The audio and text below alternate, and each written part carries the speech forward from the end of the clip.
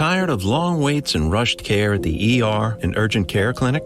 Next time, stay home and let Dispatch Health bring the power of the hospital to you. I call Dispatch Health. A care team of medical professionals actually come to your house. They're the same caliber of people that you would see if you were at a hospital or an urgent care. Dispatch Health can treat most non-life-threatening emergencies. They can do the x-rays, they can do stitches, urinary tract infections, blood test, urinalysis, ultrasound. It's almost everything that they can do at the ER. You never feel rushed. They're there for you and only you. I felt like their only patient. And it costs no more than a trip to urgent care because Dispatch Health is covered by most insurance, including Medicare. See if we serve your home at dispatchhealth.com. Dispatch Health really went above and beyond. It's wonderful to have care come to your home. House calls are back, and they're better than ever. Learn more at dispatchhealth.com. Some people don't understand why you've already busted out the sweaters. They may raise a brow at keeping scarecrows out year-round, but you just go ahead. Let them stare, because you eat, sleep, and drink pumpkin at Dunkin'. So sip your classic spiced and iced $3 medium pumpkin spice signature latte, or try the bold pumpkin cream cold brew, an ultra-smooth brew topped with pumpkin cream cold foam. Also $3 for a medium. All so you can fall harder. America runs on Dunkin'. Participation may vary. Limited time offer. Terms apply. Settling is not an option for me. Everything I desire is already mine. What if you can have it all? Because every day is for the girls. Hello. Welcome back to another episode of For the Girls. I'm your host, Victoria Alario. And today, on February 7th, 2/7 is my 27th birthday. Yes, I know I'm very, very magical here with my numbers, but I am 27 on 2/7, which is quite scary. But yeah, it is my birthday, so you guys know the drill. Get on my Instagram, get on my TikTok, give me attention, show me love, wish me happy birthday. This is my freaking day. But I'm honestly really scared and upset to say that I am now in my late 20s. So I know that women are always talking about your 30s is like your true prime. And when you get to your 30s, it's just like the best. But I'm not going to lie, I'm really scared to get there. And I was really riding on my early 20s and then being in my mid 20s. And now I have entered the late 20s era and I am so sad about it. So, of course, we have your early 20s, which is when you're 20 to 23. This is like college era and post-college era. You're having fun, you're partying, you're crazy. At this time, I had a Jersey Shore house with my friends for the summer. I was on reality TV. I just got my first job. I just graduated college. Like, I was just young, wild, and free, like truly. And then you enter your mid-20s. So that's 24 to 26. 24 is when I started my online business and started really working for myself and just changed everything about my life at 24. I mean, literally from 23 to 24 was a totally different version of my life. At 23, I was living at my parents' house, working full-time. I had no money. I had low standards. I didn't even hold myself to high standards. I just was like, I don't know, insecure, especially with men. I was just a totally different person at 23, and then literally came 24 and everything changed. I started making money. I started raising my standards. I started being less available. I started focusing on me. Like, that was just, it was just such a different season, my mid-20s compared to my early 20s. And so that is what I truly focused on up until now. And that's, of course, what I'm still focusing on. But now I'm in a different season because I feel as though my mid-20s, 24 to 26, was truly all about me, my selfish years. I put myself first in a good way. I'm not saying this in a bad way, but these are the years that I got myself into a really financially stable situation. I developed my passions. I was able to start investing into myself and working on all different projects. Like, these are the years that I really discovered me and the true essence of my life.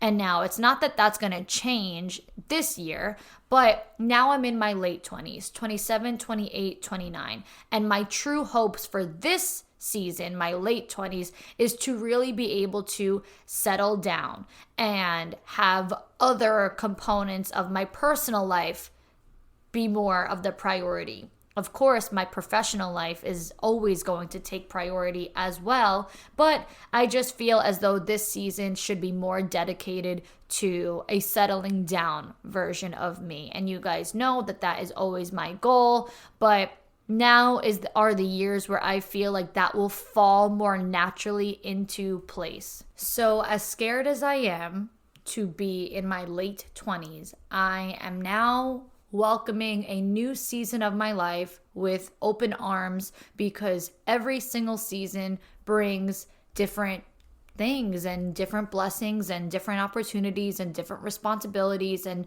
just different versions of me. So regardless of numbers or anything like that, I am really looking forward to seeing what this season of my life brings me. But I think what I'm going with to avoid numbers and to avoid celebrating my 27th birthday is celebrating the 1-year anniversary of being off of my dad's insurance. Aha! Makes me feel like I'm 1 year old now. It's been 1 year that I'm no longer on my father's insurance. So I think that's what I'm going to celebrate today rather than 27 years. I don't know. I just think it makes me sound younger. So before I sat down and started recording this episode, I planned on talking about money today because you guys know that money is something I love to talk about. I feel very comfortable talking about money. I hope that I help you all develop a confidence and a positive mindset around money so that you can all feel more comfortable talking about money, learning about money, making more money, asking for more money, desiring more money, manifesting more money, and all of that good stuff. But then when I sat down, I was like, you know what? It is my birthday. Let me get a little bit more personal, a little bit more about like me in the sense that what is something that people always ask me about and want to hear more from me about. And it comes down to my journey with alcohol. So now, more recently, I have been sharing that I really have not been drinking, but what I have not really shared too much about is that this is an ongoing thing for me. I've always been kind of back and forth with alcohol, and I will explain the real, journey and everything for you guys to fully understand my experience with it. And it honestly does stem from some trauma as well. And I just think that this could be helpful for you all because I do feel that in this podcast, we talk about bettering our lives and bettering ourselves and becoming the woman of our dreams. And I do feel like the woman of our dreams is a woman who is so clear-minded. And I do feel like alcohol really fogs our mind and does take a toll on us. So now I'm not going to say that everyone should choose a life of sobriety because quite frankly, I do not consider myself to be sober. But what I will say is that being conscious of ourselves and choosing, I could go out and not have a drink, and just choosing to be able to say no and be able to feel confident and comfortable in your own skin. Making that choice really does help you to level up and become the woman of your dreams. So let's start from the beginning. It all starts in high school. Now, I never drank prior to my freshman year of high school. I did go to Catholic school my whole life, and I think that we were just a little bit more sheltered. Like by the time I got to high school and the kids from public school came to Catholic school, they all had already been drinking and experienced with drinking from public school in the 8th grade, 7th grade, whatever. So I wasn't exposed to being around alcohol until the middle of my freshman year of high school. And what I will say is that alcohol always made me really nervous. At a young age, I was scared. I felt like bad things happen to people when they're drunk. I saw the way people acted and it made me nervous that something bad would happen to me. I just was very paranoid about alcohol. It just made me feel very uneasy. So then when I started drinking, it didn't really feel natural to me, but I finally felt involved. And if you listen to my episode about trauma, my interview with Janet Namaste, I talk about having a neglect trauma that stems from when I was a kid. It's not a family thing, but it's more like a friend thing. And you'll hear if you listen to that interview from being left out. So I have this whole feeling about being left out all the time that definitely comes from a trauma at a very young age. And so once I felt involved, I was like kind of addicted to that feeling of like, okay, now I feel like I fit in with everybody. Because when I didn't drink, I always felt like everybody else was cooler than me. I felt like everybody else clicked better. Everybody else had like a mutual understanding that I simply couldn't understand. Like I almost felt like the kids my own age were older than me. I felt immature. I felt younger than everybody because everybody just so naturally, effortlessly drank and had fun and just got it, whereas I was paranoid. So I felt like everyone's younger sister, you know what I mean? I did not really feel like I fit in with everyone the way that they did. So whatever. I started drinking because that was just what people did, and I really do think that the drinking was more or less because even though I didn't feel comfortable doing it, it eased my trauma of feeling left out, and that was more important to me.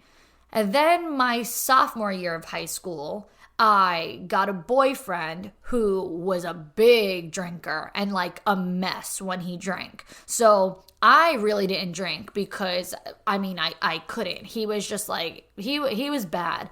And so I felt like I was always having to like take care of him and be, in control of his behaviors because he was the type who would fight with people and just cause a scene and whatever. And so that kind of stemmed back to my feeling of paranoia and that initial feeling that alcohol scared me, that bad things happen when you drink, right? So even though now I was like involved with everybody, my initial feeling of like, oh my God, alcohol scares me, something bad is going to happen as a result of drinking, that tuned in more. Like I channeled that energy more. So I really didn't drink that year, like throughout that season of being with him and all that kind of stuff.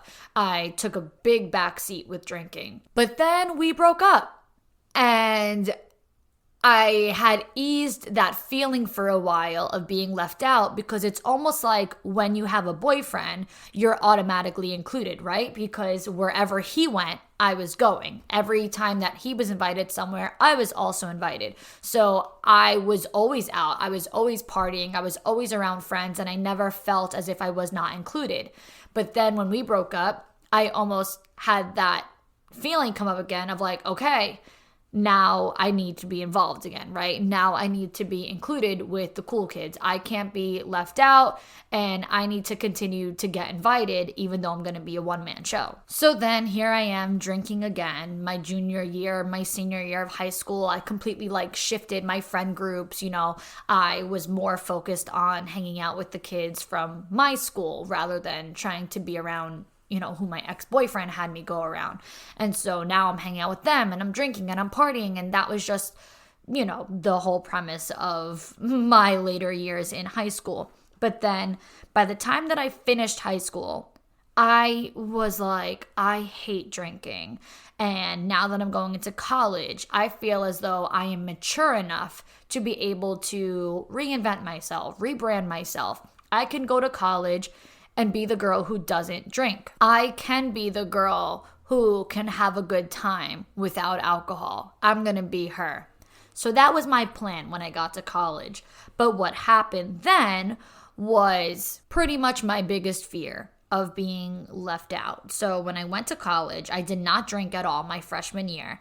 And what happened was people would call me boring. Like, oh my God, just drink. Oh my God, like that's so boring. And it started to like make me really insecure, and I was left out a lot. And it's not even to say that I was left out when we would go out, because when we would go out, we went out, I guess, like as a group, and like everyone was there, and that's just like kind of how it was. But I would be left out of even little things. Like going grocery shopping or going to the tanning salon or going for lunch, like little things that they would do throughout the day. They would like do it when I'm in class, or like just simply not let me know, or be like, oh, you said you wanted to take a nap. Like there were just times where they were intentionally doing things knowing that I was unavailable. And so I was left out. So now for me, that all goes back to that neglect trauma that I had or have, I guess. And I kind of related it to the fact that, well, they must think I'm boring.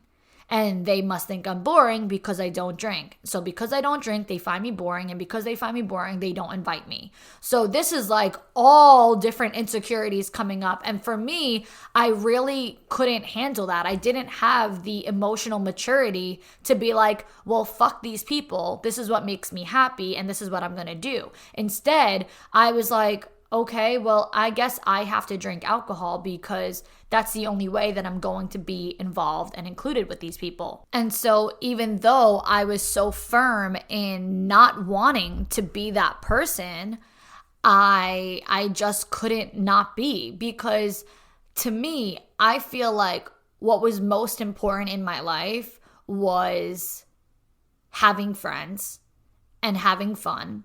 And people, like, I cared what people thought about me. And I hated knowing that they were content without me being there. I hated knowing that this group of friends was perfectly fine whether I was there or not. But they all had to be there with each other. Like, they had to make sure that this one was there and that one was there. But it was totally fine if I wasn't involved. And that really hurt me and made me feel really insecure. And there were a few times that I actually had confronted them about it. And they'd be like, oh, not everyone has to be everywhere every time. And I'm like, but no one else has this issue except for me. They're like, no, it's not to say that like it's you. It's just that like sometimes it's only going to be a couple people. We're not always going to tell everyone where we're going. And it's like, that would be valid and that would be true if only 2 of you went, but it's a group of 7 friends and 6 of you are going. So I would take that answer if it was like, oh, me and her just wanted to hang out alone.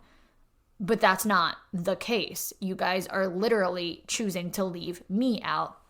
And I'm sure that they had their own reasonings and all of that, but I'm just speaking from that time where I just was like, well, I guess I'm just going to have to be more fun. And so the word boring was like a really big trigger for me. And you're going to hear how that played throughout into more present day. But that word of being boring was like the key word. Don't be boring. You have to be fun. Make sure people want to be around you. And so I ended up drinking again. But what I also did was put myself in a position to graduate college a year early. So instead of graduating college in 4 years, I took extra classes every semester. I studied abroad. I did multiple internships for college credit, unpaid.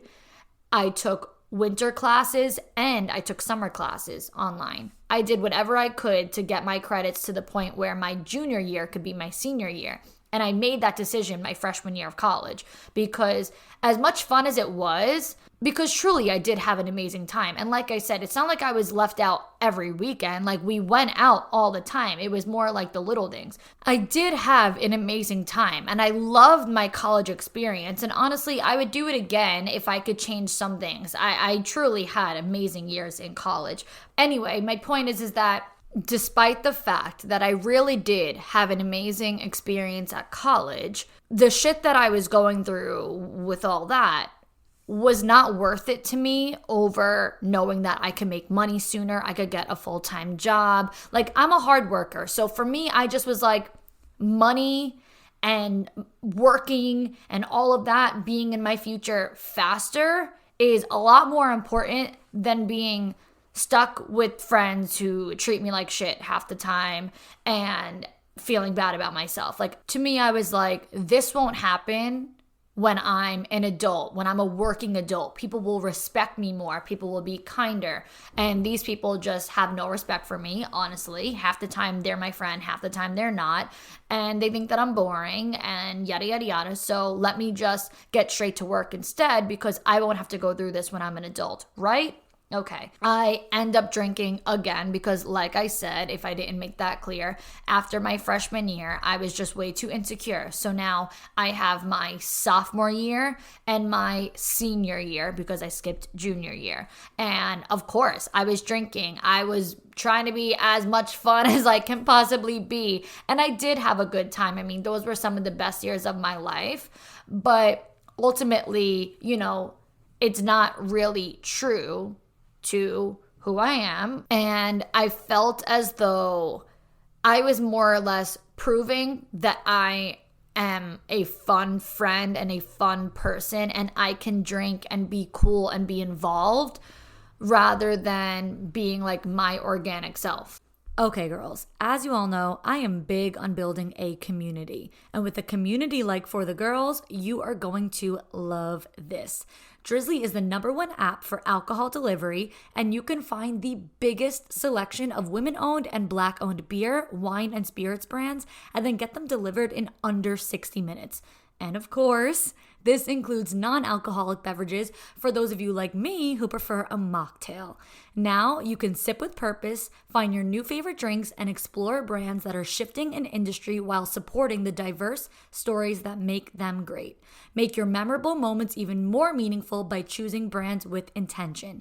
Let's raise a glass, whether it is wine or soda, to the spirit of representation and belonging, all while discovering incredible drinks with stories worth celebrating. Just download the Drizly app or go to drizly.com. That's DRIZLY.com to start sipping with purpose. Tired of long waits and rushed care at the ER and urgent care clinic? Next time, stay home and let Dispatch Health bring the power of the hospital to you. I call Dispatch Health. A care team of medical professionals actually come to your house. They're the same caliber of people that you would see if you were at a hospital or an urgent care. Dispatch Health can treat most non-life-threatening emergencies. They can do the x-rays, they can do stitches. Urinary tract infections, blood test, urinalysis, ultrasound. It's almost everything that they can do at the ER. You never feel rushed. They're there for you and only you. I felt like their only patient. And it costs no more than a trip to urgent care because Dispatch Health is covered by most insurance, including Medicare. See if we serve your home at dispatchhealth.com. Dispatch Health really went above and beyond. It's wonderful to have care come to your home. House calls are back, and they're better than ever. Learn more at dispatchhealth.com. So then fast forward post-college, I'm very back and forth with alcohol. I'll go from like rallying and partying Thursday through Sunday, and then I'll go months of being like judging people who go out and drink all the time and being like, ew, that's so gross. I'm really inconsistent and almost like having a freaking identity crisis with alcohol because I would literally go from drinking all the time to then also saying like after that, I'd be like, oh, I don't drink. People are like, oh, you don't drink? I'm like, no, I don't drink. When it's like, I mean, I do. I'm just inconsistent with it. And I really couldn't figure out if I wanted to be fun or if I wanted not to. I think my gut was telling me, just stick to sobriety, but then my head was like, girl, you have to go out down the shore, you have to be partying, you have to be here and there and whatever. So super inconsistent around the ages of like 22 and 23. But then when I turned 24, I'm like, you know what? Let me start again. Let me just commit to it. So this is when I first moved out of my parents' house. I moved to Tampa. I lived alone. And I did not drink at all. I'm not going to say completely sober because sure, I would order a drink at dinner or maybe I would have a glass of wine at home when I'm watching like The Bachelor or something. So I'm not going to say sober, but I really wasn't drinking. And it was to the point where I was judging every single person who did drink. Like if you went out, if you were partying, if you were going to bars, if you were having fun and drinking, I literally was just judging you. Like every single weekend, I would not leave my house. I was pretty much the definition of boring, which is what I hated being called. But I couldn't understand how people could be so immature and so crazy that they are still going out and drinking on the weekends. Like, I just felt like if you did that, I judged you. So it's pretty much like everyone who's ever judged me for not drinking, I was taking it out on now them for making the choice of still drinking. And it for sure came from my own insecurity of how people would talk about me for being the opposite. But then after over a year, almost 2 years of living in Tampa and living alone, I realized that I had completely gone into a self-isolation phase. Like, I literally did not leave my house. I literally did not want to see people. It actually got to a point, I think it was when I was just about to move, where I was crying hysterically because a couple girls that I went to dinner with, they were going out after, they were trying to force me to go out with them. And they, of course, they meant it with good intentions. They wanted me to just come.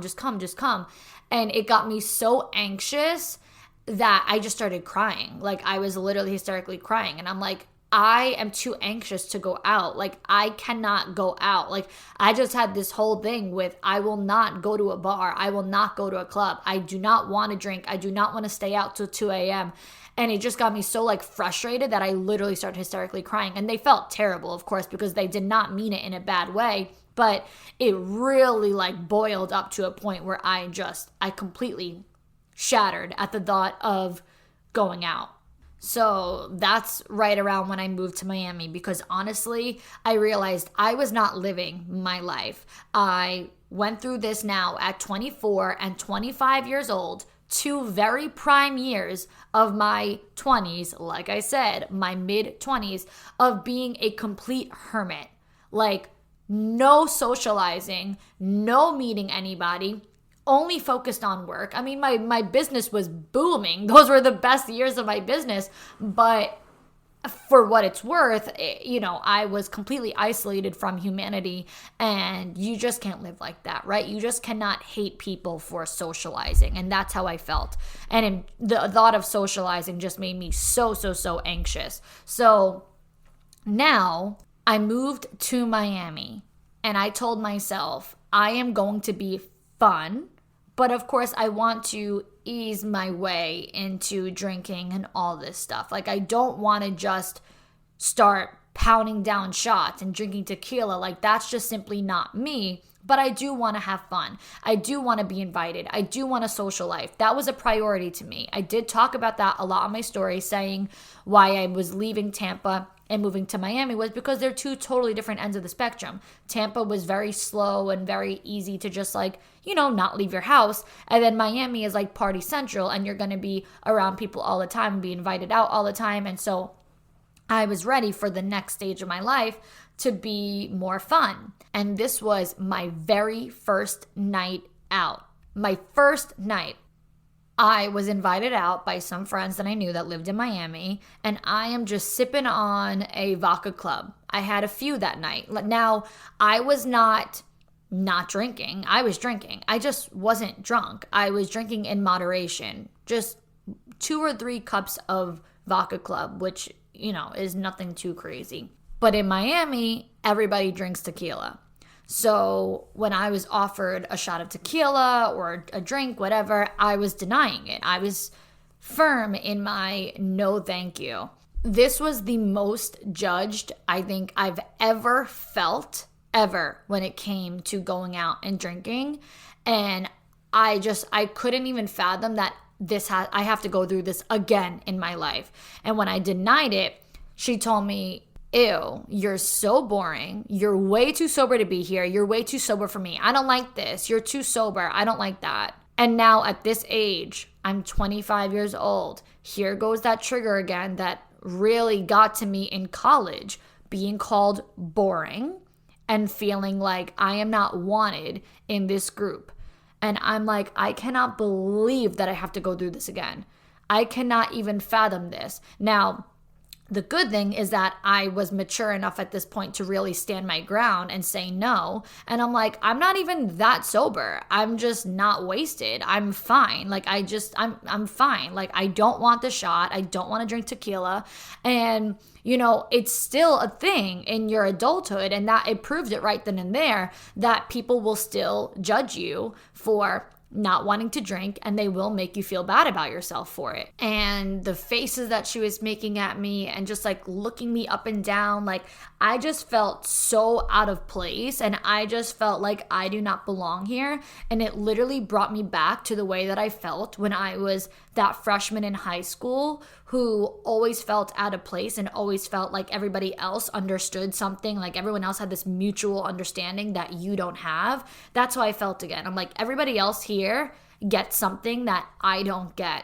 For me, that night, it really sticks with me because that was literally my first night out in Miami, and I'm working on being more social, and I'm working on letting myself loosen up and have more fun after I literally just spent a year and a half in an apartment alone, miserable, and like judging everyone for drinking. I'm literally trying to get out of that. And my very first night out, I was judged hardcore for drinking in moderation and not drinking like everybody else was drinking. But of course, I could not handle being seen as boring or people not wanting to be around me. So I went out nonstop. I was drinking nonstop, multiple days a week. I did stand my ground and really always denied anything like tequila or shots. I really just stuck to whatever it was that I wanted. But now I was going out all the time, drinking all week long, even on a freaking Monday. If anyone wanted to go out, if anyone wanted to go to dinner, I was there. Like there was no happy medium for me. There was no like, okay, I don't want to be a hermit and isolated, but I also don't need to spend $1,000 a week. Literally, I am not kidding. I would go out 4 or 5 times a week, and I never spent less than $200 a night. Every single time I went out would be about $200 or more between dinner and drinks. But then still something felt off to me because even though I was going through the motions, I still felt as though I didn't truly belong. I still felt as though something was off, and it was because I was not being my true self. I was living for the environment, I was living for other people, and I found myself being the person who was again trying to prove themselves as someone people should want to be around, someone that's fun. And then of course I would be the one texting people like, can we go out tonight? Can we go out tonight? Like I was always trying to find a friend to go out. Like I became obsessed with the social scene and just being like, I have to go out all the time. I have to meet people all the time. And so even if one person wasn't around, then I would find another person to go out with, and then it's so on and so forth. And it went on nonstop to the point where one day, literally one day, I just woke up and was like, I'm so over this. I'm so over this. What am I doing? Am I even having fun? Like, I feel like I'm supposed to be having fun, but I don't feel like I'm having fun. I'm hungover. I have no interest in working. I don't want to do anything really. Like, I just couldn't understand what was the point of it all. What was the purpose of it all? This is not what I enjoy to do. There has to be a happy medium. There has to be a middle ground. There has to be a place where I feel comfortable. And then that's when I just stopped drinking and I just made the choice, like, this is it. I am done. And I made the conscious decision to completely cut off alcohol and to move back closer to home. So in the meantime of while I was looking for an apartment to move, I completely cut off alcohol. I ended up traveling a bunch. I had a few things going on. I went to Arizona for a bachelorette party. Did not drink once, not even at the pool party, not a sip of alcohol. I went to Vegas.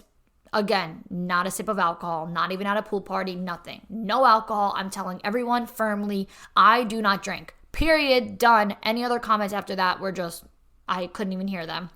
I went to Italy with my family. I did not drink at all. I took one sip of a drink one day because I was kind of craving a Bloody Mary, and I was like, ooh, let me get a Bloody Mary with this brunch.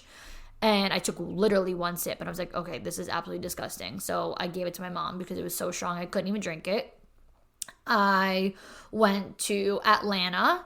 I had a big trip there. Again, did not drink, not even have a glass of wine at dinner, absolutely nothing. So all this travel, and I literally wouldn't even have so little as a glass of something at dinner. Like, there was just no alcohol for me. And then I ended up finding a place. I ended up breaking my lease short, a few months short of 1 year.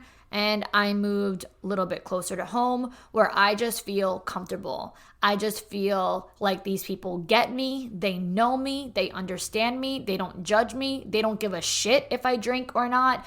They have fun with me, whether I'm drinking or not. They know who I am as a person. We can just have a different type of friendship. Like, there's just a difference when you have friends like the friends I had in college or the friends I had in Miami that, like, you know, you kind of just go out. Like, that's your friendship with them. Whereas my friends at home are people that I can just watch movies with, just chill out with, just do nothing with, eat dinner with, order sushi. Like, we can sit in our sweats and hang out. It doesn't have to be something for show on Instagram. It doesn't have to be something to go out and meet people. Like, it can just be a genuine time together.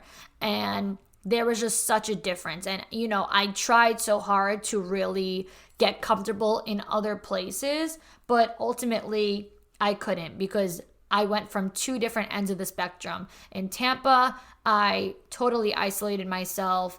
In Miami, I became so obsessed with the social scene. And now I feel like I have my happy medium, whereas I do still invest my weekends a lot into work. I do still sacrifice a lot of my time to focus on the goals that I have, but I also am proactively going out, meeting people, making friends. I actually just met the perfect group of girls last week. Let me give them a shout out because I absolutely love them and I've literally known them for a week. But I went out to dinner, and next to me was this group of girls, and I was with one of my friends who was visiting. So I wish that she freaking lived here because we would be together all the time, but whatever. She was visiting me, and I said to her, I'm like, oh my God, the group of girls next to us, I really want to become friends with them. Like, I want to know if they live local because I am, like I said, trying to proactively have a social life, but of course, all in moderation. And these girls just look so nice.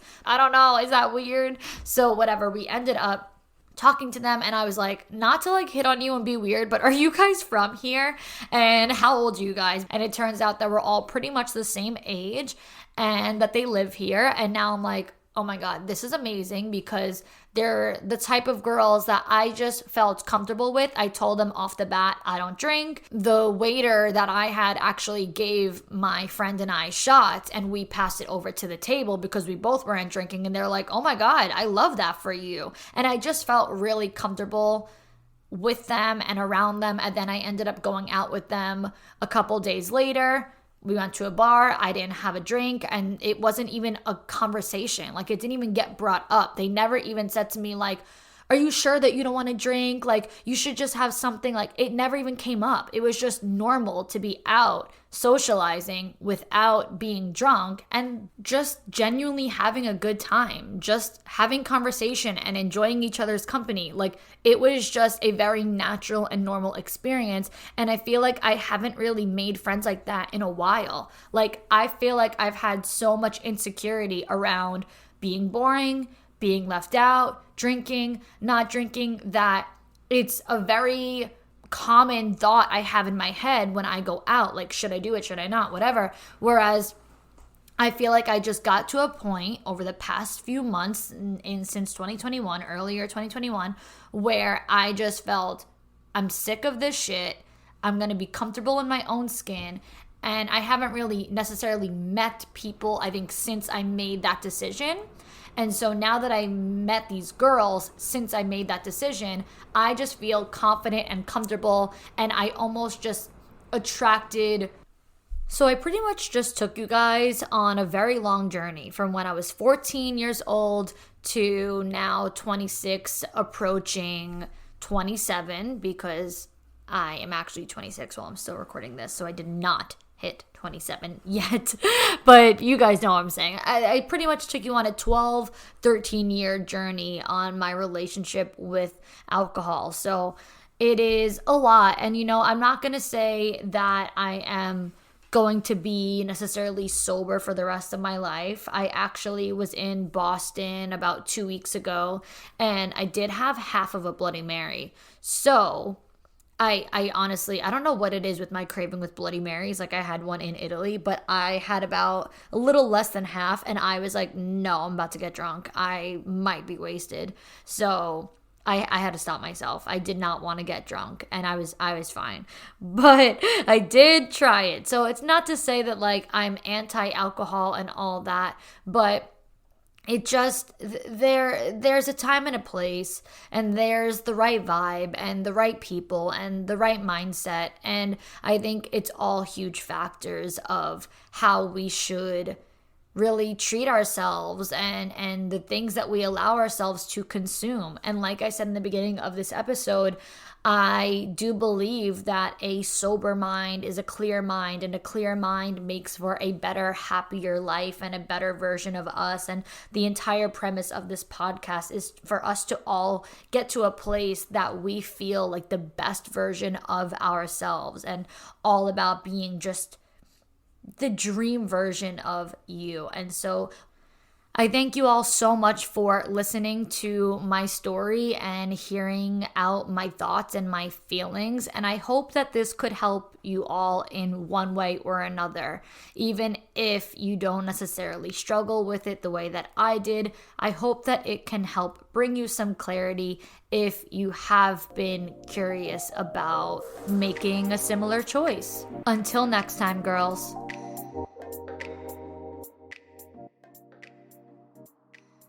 At Kroger, we work with local farms right in our own backyard to bring you food that's fresher than fresh. From homegrown watermelon that makes your mouth water to crisp corn picked right around the corner. Come pick out some yourself, because shopping for local produce should be as easy as shopping at your local Kroger. Kroger, fresh for everyone.